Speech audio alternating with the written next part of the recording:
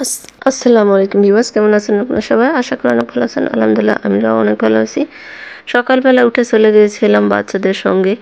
তো ওখানে যাওয়ার সঙ্গে সঙ্গে আমার ভাই এসেছে বলে আমার ভাই ফোন দিয়েছে, দেখেন দাঁড়িয়ে আছে। তো আমি এসে দেখি আমার ভাই এসে গিয়েছে বলে কথা। আমি কি করব না করব ভেবে পাচ্ছি না। যদিও একদমই হঠাৎ করে এসেছে, আমি জানি না যে আমার ভাই চলে যাবে বা এই পাশ দিয়ে যাবে আমার বাসা দিয়ে।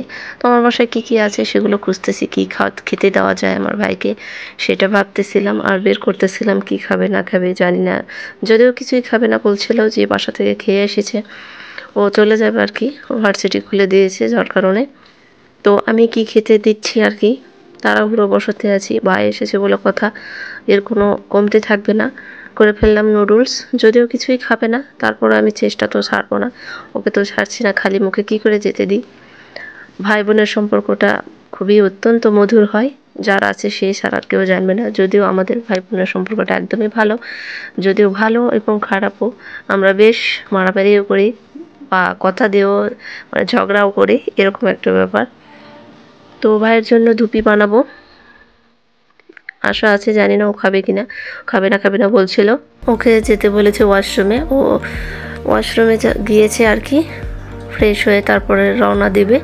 যার কারণে আমার বাসায় ওর সামান্য কিছু নাস্তা আমি চটপট যা পেরেছি আর কি, হাতের কাছে যা যা ছিল আমি করে দিয়েছি। আর ভাইয়ের জন্য যেটা ছিল ওকে আমি সারপ্রাইজ করব, যার কারণে এটা আমি গতকালকে কিনে নিয়ে এসেছিলাম।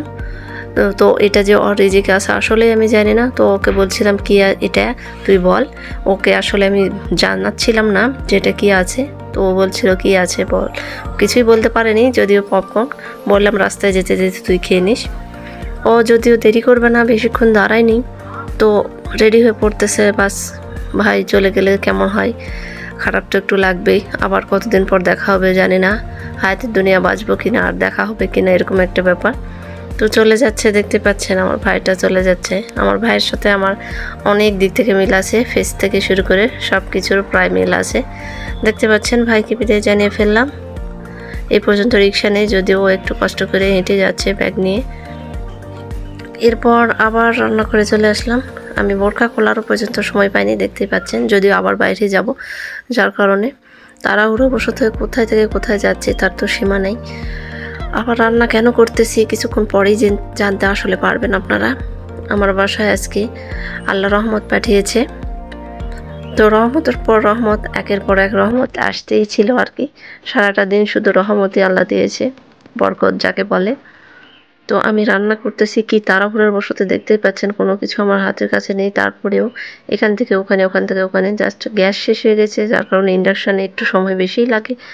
তো কারেন্টের চুলাতে আমি রান্নাটা করতেছি একটা একটা করে, একটু সময়ের জন্য, যার কারণে একটু ব্যয় বেশি হচ্ছে। অবশেষে চলে আসলো আমাদের আরেকটা বরকতময় পরিবার আর কি। আমার বড় বোন এসেছে, ওর বাচ্চাটারও অসুস্থ। ওদেরকে রেখে আবারও আমি বের হয়ে পড়লাম, বাইরে যাচ্ছি। আবার ফিরে অলরেডি আসতেছি, একটু গিয়েছিলাম একটু কাজে। তো সেখান থেকে আবার বাসায় পুনরায় ব্যাক করলাম, নিয়ে চলে এসেছি কলা। আবারও আমি বাইরে গিয়েছি, দিনের মধ্যে কতবার যে বের হয়েছি তার বলা অপেক্ষা রাখে না। আবার মেয়ের সঙ্গে হেঁটে হেঁটে বাসায় চলে আসলাম। বাসায় আসার পর থেকে আমার বোন খেতে বসেছে, যদিও আমি ছিলাম না, কি খাচ্ছে না খাচ্ছে আমি জানি না। ওর ছেলেটার অসুস্থ আর কি, আমার বোনের ছেলের অসুস্থ, ডায়রিয়া হয়েছে সম্ভবত। সেখান থেকে দুপুরে খাওয়া দাওয়া করলাম। এরপর আবার আমার বোনেরাও চলে যাচ্ছে, ওদেরকে বিদায় দিয়ে বাসাতে আসতেছি। সারাদিন অনেক হই হুল্লোড় করলাম, থাকলো না থাকতে বললাম। আমার ছেলে মেয়ের ভীষণই মন খারাপ, দেখেন ওরা কান্নাকাটি শুরু করে দিয়েছে, বলছিল খালামণিরা থাকো। এরপর আবার এসেছে আমার বড় ভাই আর কি, বাজার দিয়ে যাওয়ার জন্য ছেলে মেয়ের জন্য ফলমূল নিয়ে এসেছে। আর কি নিয়ে এসেছে আপনাদের দেখাচ্ছি। মাঝে মধ্যে আসলে আমার ছেলে মেয়েকে সবাই ভালোবাসে, ওর নানু বাসার পরিবার, নানা নানু, আমার শ্বশুরবাড়ির সবাই তো আমার ছেলে মেয়েকে আসলে ভালোবাসে, সব দিক থেকেই ভালোবাসা পায়। ওরা আসলে ভালোবাসে পেয়ে পেয়ে এরকম একটা অবস্থা। মাছ মাংস সব কাটাকুটি করে ফেললাম। এরপর আমি সন্ধ্যা হয়ে গেছে, সন্ধ্যার পর আমি কিছু নাস্তা রেডি করলাম ওদের জন্যে। পকোড়া ভেজেছি, এটা কিসের পকোড়া অবশ্যই আপনারা দেখতেই পাবেন। এই তো দেখেন কতটা সুন্দর, কতটা ক্রিস্পি একটা পকোড়া বানিয়েছি। সন্ধ্যার সময় খাবো। বাচ্চাদের নিয়ে হই হুল্লোড় করে খাওয়া দাওয়া আর আনন্দ ছাড়া আর কিছুই নাই। অনেক ক্লান্তির পর এটা খেয়ে আজকের ভিডিওটি শেষ করব। এইটা ছিল বাঁধাকপির পকোড়া। অবশ্যই একদিন আপনাদের সঙ্গে শেয়ার করব। ততক্ষণ পর্যন্ত ভালো থাকবেন, সুস্থ থাকবেন। ফুল ভিডিওটি দেখার জন্য অনেক অনেক ধন্যবাদ। আল্লাহ হাফিজ।